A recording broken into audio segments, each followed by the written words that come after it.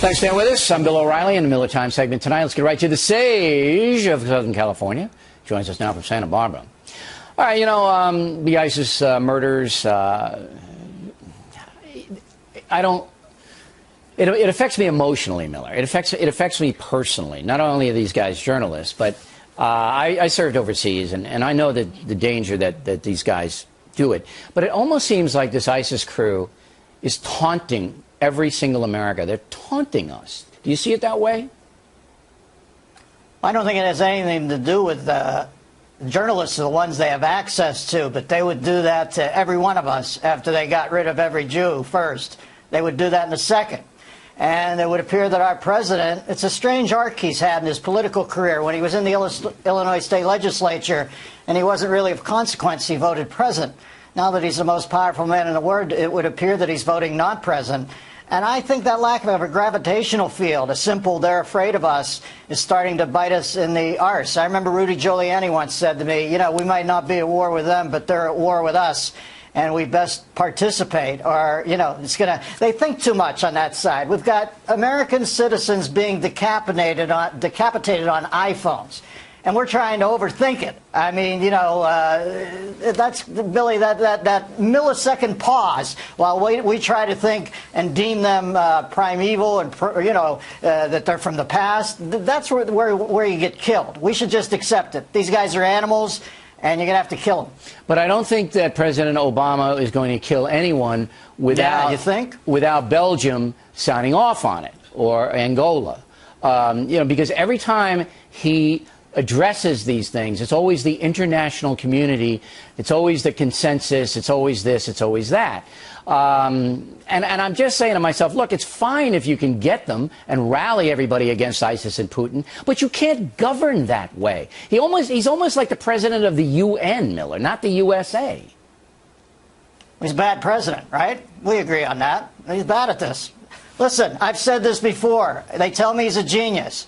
This case, he's like that computer in 2001, HAL 9000. We're way out near the moons of Jupiter, and our guy's got a blip. And you know what? It's going to cost us. Well, we got 2 more years, and these guys are feeling their oats, and they're going to whack a lot of heads off in 2 years. But Biden says he's going to chase them to the gates of hell, Miller. Oh, Biden. Listen, Biden was all part of this stance till he had to disengage from the fuel module. But quite frankly, Biden's been in the sidecar like Burt Ward to this guy's Adam West for 6 years now. All of a sudden, he's turning into Curtis LeMay. Biden's a hapless political hack who wants to be the next president. But the fact is, he's got this thing in place like it is right now by, being this guy's Pancho Sanza. Sancho Panza. Sancho Panza, right. Don Quixote reference. Poor little Sancho. Now, Sancho Biden, I will remind everyone, I said Miller. it like Biden there. I said it like Biden. It's all right, Miller. Nobody's perfect. I will remind everybody Biden was the one guy who didn't want to go and get bin Laden. He was the guy who said, no, don't do it. We'll get him at the gates of hell. We don't want to get him in Pakistan. All right, now I got the gates of hell is the ultimate form of kicking the can. Yeah, that's right. We'll get him. After everybody dies, well, the deity will sort it out. Go get him, Joe. You're a genius. Okay. Jar Jar Biden.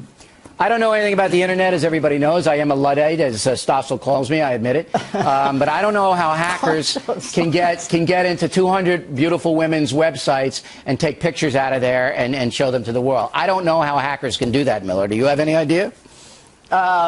Ardently and effectively, it would seem. Listen, I didn't go on because I heard one of the famous, well, it was a couple actually. I hear they had naked, full frontal 2-shot of Dick Morris and that crazy pup of his, Dubs.